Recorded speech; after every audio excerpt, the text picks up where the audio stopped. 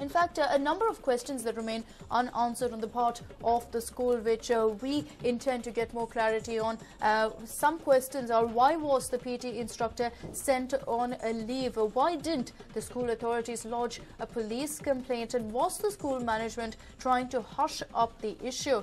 Why was no action taken despite repeated complaints? The sources suggested to us that this is not the first time this particular man has been accused of going ahead and harassing one of the students. He has in fact been involved in the same in many cases in the past as well. So these are the questions we're addressing to the school. Why have they sent him on a compulsory 15-day leave when in actuality they had to go ahead and report the incident to the police so investigations can be carried out and the necessary action can be taken? The schools seem to have become a money-minting machine of sorts, so just a profit-making venture where values are forgotten, where the main core of education is forgotten.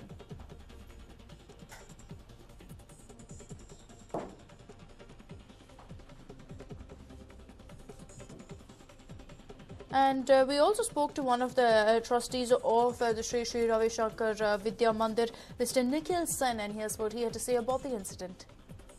We take extra precautions in our school to ensure that both our school and children are kept absolutely safe and no incident happens there. As part of that measure, we have a very strict code of conduct for our teachers and encourage them to follow that and do their sadhana. Anyone who doesn't do that in accordance with the conduct, we take strict disciplinary action against. As a consequence of that, the same has happened with Arif D, who we've requested to proceed on long leave. We also encourage all our children and our parents to speak up. We have a very open policy of governance in the school. We encourage them to give us feedback as well as suggestions on how we can improve our school going forward.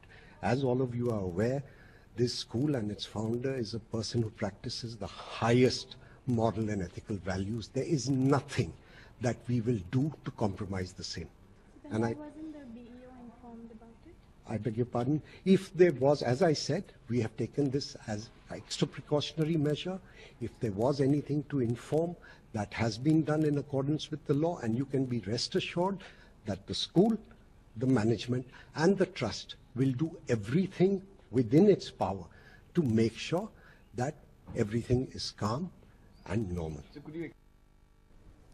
Well, that was one of the trustees, Mr. Nicholson, speaking about it and stating that whatever action needs to be taken has been taken only as a precautionary measure. Now, investigations are still on, so only post that will they be able to talk about whether an incident has taken place or not. Investigations are still on, is what he has gone on to state. But earlier on, when the incident came to light, we went on to speak to the Child Welfare Commission member, Mr. Edward Thomas, and here's what he had to tell us about the case. This was actually given by, information was being given by some of the newspaper reporters. They asked us whether we have any information. So on that information, we have decided to take a suo motu case on this particular case. Now, we have already informed the BEO to go to the place and make an inquiry on this particular issue. And we are also writing to the police. We are also writing to the school, give a report on what has happened and what are the issues. We have to write to them. All right. So we are already writing to the school. Okay. Because that's the reason we have already made an inquiry over the phone. We have already given the BEO to reach up there. So now BEO is already making the inquiry. Also, now whatever we do, we can also do over the phone. But at the same time, we have also to write to them officially that these are the requirements from the commission. See, as the information that we have received, there is no complaint has been registered. The particular child who had been complained to the principal has sent this person for a long leave. That's the information that we have received. See, actually, there is something called section sexual harassment. According to section 11, sexual harassment means following the child, maybe following the child with a sexual intent, or taking the photographs of the child. The child becomes very uncomfortable. It is not necessary that we need to touch the child. but give a lead with a sexual intent.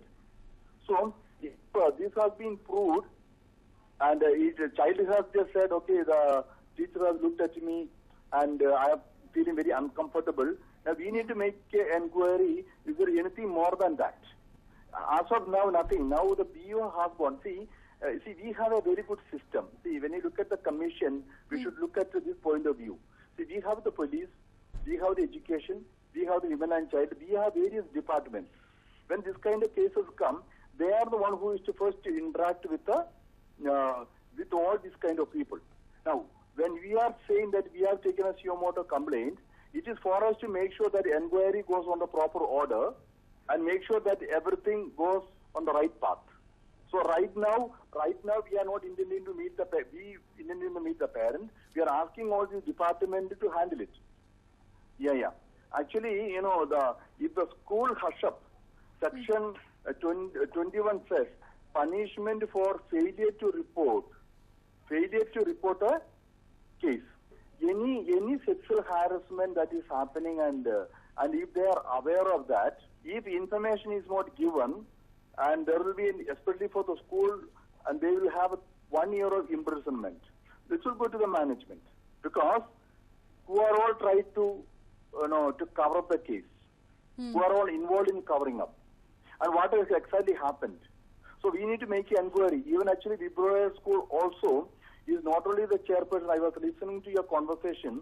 It is not only the particular chairperson. Now, there must be many people who knew about this incident. Absolutely. So, all this inquiry will be done on the teachers or the management who are all trying to cover that. So, it will come on to each individual. I think police is making inquiry on that. Actually, school may not be aware of these kind of things. Say, how can you send somebody, the moment there is a complaint, send him for long leave? There is nothing about a long leave. The school should have made an inquiry on that and fix him on what he has done. He has to give explanation. I think this is a type of escapism that the school is doing. Send him for a long leave, or the school may not be aware of the new act. And that was the member of the CWC, Mr. Edward Thomas, telling us that whatever action needs to be taken will be done by the police as well as the committee. They've stated that, of course, they've spoken to the police. Now, they've also spoken to the BEO. So we could be looking at a formal inquiry taking place in the coming days into this particular incident.